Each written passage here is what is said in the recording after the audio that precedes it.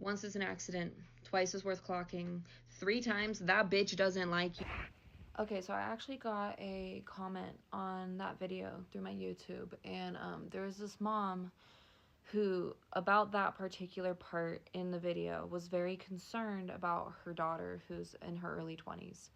She says that her daughter allows people to just treat her really poorly, and meanwhile, mom shows up, shows as much care and support as possible, and she kind of blows her lid on her, right? And the other forms of care in her life are very passive, and she just doesn't understand why daughter keeps blowing up on her. And the only thing I had to say in response to that is a couple things. One,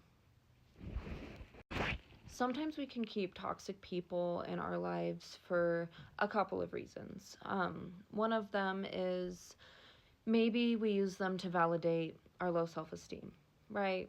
Well, I'm not a great person. This person treats me like I'm not a great person. Match made in heaven. You can reaffirm that, and I can keep living feeling bad about myself.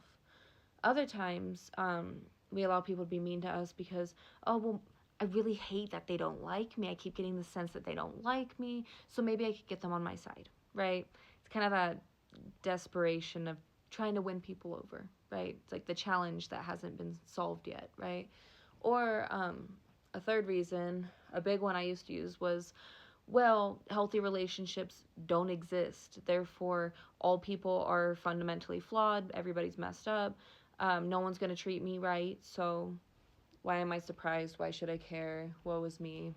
It's unfortunate, but it's a cycle. Now, as a mother, this part I don't love.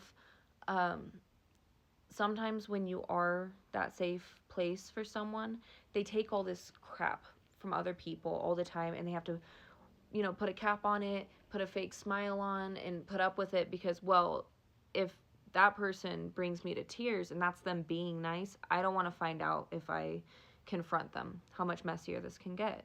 Therefore, I know mom's not going anywhere. I know mom has put up with me blowing up on her, so I'll put more on her. Because she's going to be there. She's going to stick around. Which, not fun. I know there's two sides to every coin, two sides to every I know there's two sides to every story, and every relationship is complicated, but it's unfortunate when you're a safe place for someone when they're going through a hard time. Because sometimes you do get the ugliness that they can't share with anyone else. It's kind of part of the intimacy. I'm also a firm believer that if you allow people, then they will. There's been many studies done where I believe there was an artist, I wish I could remember their name. I don't know who does. But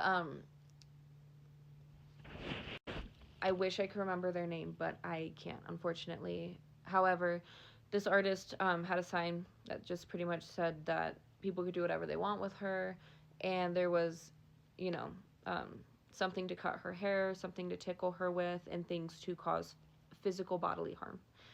And at first, people would never just go straight to physical bodily harm on this woman that they don't know.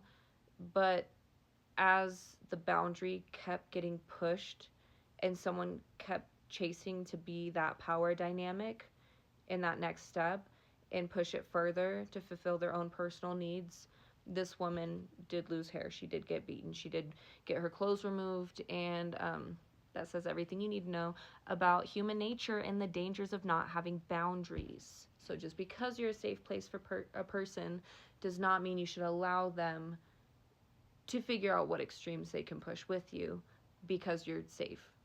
I always tell my kids, I'm cool, but I'm not that cool, dude.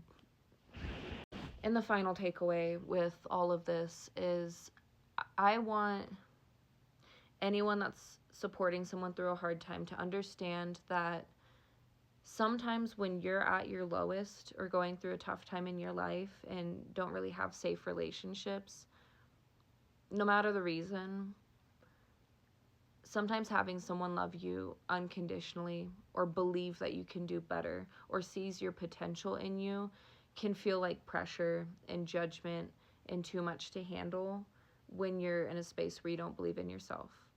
So be patient with your children, with your friends, with your loved ones, and I pray that they get through this season, but protect yourself.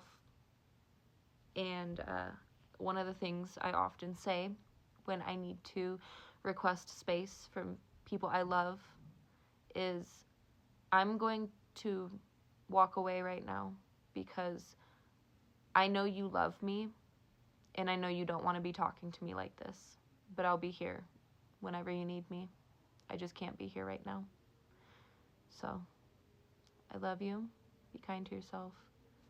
And good luck on your journey.